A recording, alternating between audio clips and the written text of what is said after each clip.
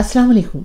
मैं उम्मीद करती हूँ आप लोग दुनिया के किसी भी खित्ते में इस चैनल को देख रहे हो, इंशाअल्लाह खैरियत से होंगे। और मेरी किताब के एक बाब का उन्वान है रावलपिंडी इस्लामाबाद में मौत की बारिश। और ये मैं आपको सुनाती हूँ। ये इसके लिए मुझे पहले तो ऐनक लगानी पड़ेगी पढ़ने के लिए। ओजड़ी कैंप के बारे में जो फुटेज थी मेरे पास अपनी पीटीवी की, वो मैंने यहाँ पर शाया की है और बहुत से लोगों ने उसे देखा। और फिर कई लोगों ने ये पूछा कि ठीक है, ये तो आप वहाँ पर जो वाक़या हुआ उसके बारे में पढ़ रही हैं, आप खुद कैसी थी, आपने क्या देखा और आप पर क्या गुजर रही थी। यानी कि मुझसे बहुत लोगों ने पूछा, तो मैं जिन हालात से गुजर रही थी वो सब मैंने इस किताब में अपनी लिखे हैं।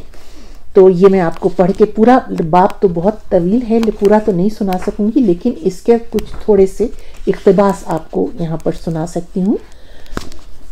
10 अप्रैल 1988 की सुबह इस्लामाबाद और रावलपिंडी के शहरियों को काहे को ये इल्म होता कि आज दोनों शहरों में क़यामत सुग़रा बर्पा होने वाली है और बहुत से अफराद जो मामूलात ज़िंदगी के लिए घरों से निकल रहे थे कभी घरों को वापस नहीं लौट सकेंगे। दिन के 10 बजे तक जिंदगी मामूल के मुताबिक रवां दवां थी। मैं भी दिन के 10 बजे रेडियो पाकिस्तान की न्यूज़ की गाड़ी में घर से मामूल के मुताबिक रेडियो पाकिस्तान इस्लामाबाद पहुंची, जहां मुझे दिन के 11 बजे और 1 बजे का न्यूज़ बुलेटिन पढ़ना था।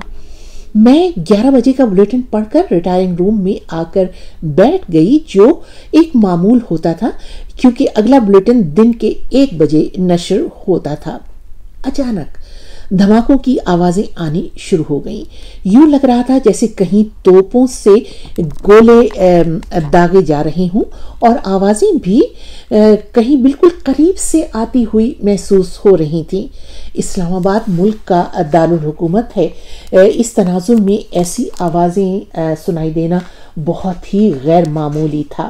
मगर रेडियो पर किसी को ये मालूम नहीं था कि क्या हो रहा है। मैं इमारत से बाहर निकलकर लॉन में जरा ऊंचाई पर खड़ी हो गई कि जरा देखूं तो सही कि धमाकों की आवाजें कहां से आ रही हैं। उस वक्त मुझे बिल्कुल ये अंदाजा नहीं था कि कोई जलता हुआ रॉकेट आकर मुझ पर भी गिर सकता है। मालूम तो जब होता ना, जब हुक्काम जो इस किस्म के खतरात को भांप सकते हैं शहरियों को कुछ बताते। खैर, इतने में हमारी रिपोर्टर ने आकर बताया कि रावलपिंडी के इलाके फैजाबाद में असलहे के डिपो ओजड़ी कैंप में मौजूद स्टिंगर मिसाइलों और रॉकेटों के जखीरे में आग लग गई है, जिससे मिसाइल चलने शुरू हो गए हैं और ये आवाजें वहीं से आ रही हैं। फैजाबाद इस्लामाबाद से बिल्कुल मुत्तसिल रावलपिंडी का एक इलाका है। गोया उसमें मौजूद ओजड़ी कैंप रेडियो पाकिस्तान से चंद ही मील की दूरी पर था। समझ में नहीं आ रहा था कि रॉकेट आसमान से बरस रहे हैं या जमीन से निकल रहे हैं। ये सिलसिला शुरू हुए तकरीबन 2 घंटे को आए, मगर सरकार की जानिब से कोई एलामिया या खबर जारी नहीं हुई। उस जमाने में टीवी की नशरियात तमाम दिन नहीं बल्कि पहले सुबह और फिर सपहर में शुरू होती थीं। अवामुन्नास के पास खबरों का वाहिद जरिया रेडियो था और रेडियो धमाकों के बारे में बिल्कुल खामोश था। सदर जनरल ज़ियाउल हक उन दिनों इस्लामी सरवर कॉन्फ्रेंस में शिरकत के लिए कुवैत में थे और वजीर आज़म मोहम्मद खान जुनेजो कराची के दौरे पर गए हुए थे। इस्लामाबाद में बिल्कुल यूं लग रहा था जैसे कोई हुकूमत ही नहीं। लगभग 2 घंटे बाद एक हैंड आउट जारी किया गया और 1 बजे के बुलेटिन में जो मैंने पढ़ा वो ये था कि फैजाबाद में असलहे के एक जखीरे ओजड़ी कैंप के अंदर एक हादसे के नतीजे में अचानक आग भड़क उठी है, जिसकी वजह से धमाके हो रहे हैं, जिस पर काबू पाने की कोशिश की जा रही है और सूरत हाल जल्द ही कंट्रोल में आ जाएगी। क्या बेहिसी थी कि इस खबर के साथ अवाम के लिए कोई हिदायत जारी नहीं की गई थी कि अवाम की जिंदगियों को क्या खतरात हैं और ये कि उन्हें क्या करना चाहिए। कुछ ना पूछिए। सड़कों पर घबराहट और अफरा तफरी का जो आलम था, शहरियों को समझ में नहीं आ रहा था कि शहर के किस कोने में जाकर छुप जाएं। अगर किसी के घर के करीब रॉकेट गिरा तो वो अपने घर से निकलकर कहीं दूर भागना चाहता था। कुछ बदहवासी के आलम में रॉकेटों और मिसाइलों की इस बारिश में सड़कों और कभी घरों की छतों पर खड़े होकर ये जानने की जुस्तजू में थे कि आखिर हो क्या रहा है। उन्हें इल्म नहीं था कि वो अपनी मौत को ढूंढ रहे थे।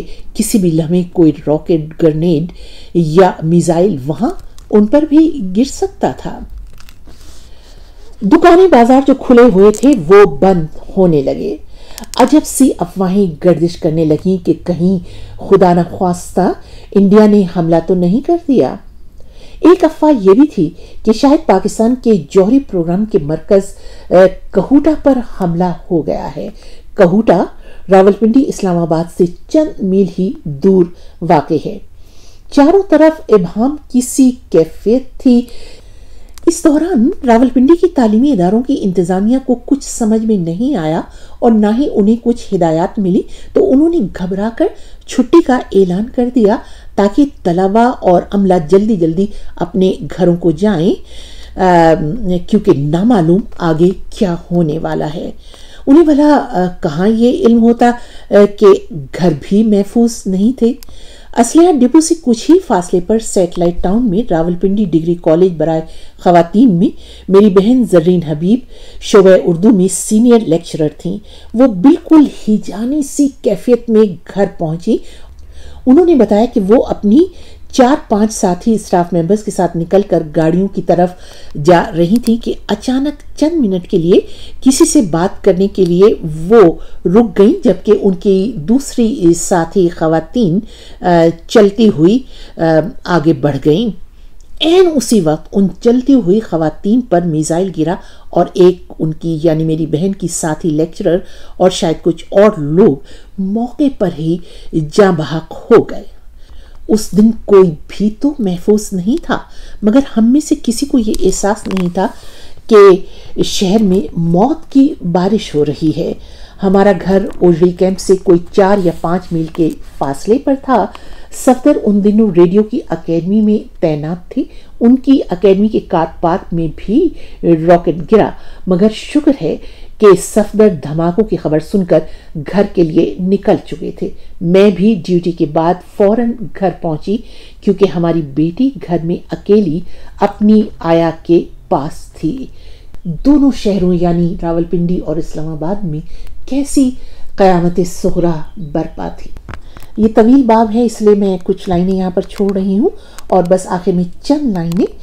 जनरल ज़िया ने कुवैत के दौरे से मुल्क वापस पहुंचकर ओजड़ी कैंप के वाक़े को महज एक हादसा करार देकर मुल्क में बस 3 रोज सोग मनाने का ऐलान करने का फैसला किया था। लेकिन वजीर आज़म इस खौफनाक और मुजरिमाना वाक़े के जिम्मेदारों का तायुन करके उन्हें इंसाफ के कटहरे तक लाना चाहते थे।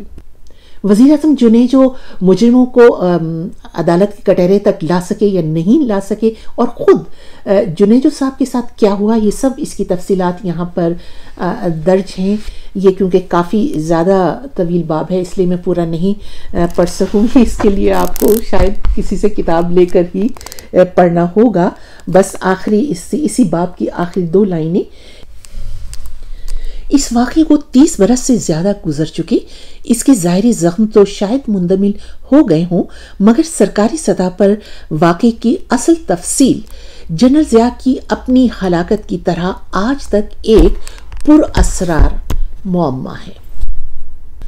आप भी इस वाक़े के बारे में अपनी कुछ याददाश्तें यहाँ पर शेयर करना चाहें, लिखना चाहें तो ज़रूर लिखिएगा। इजाज़त दीजिए, खुदा हाफिज़।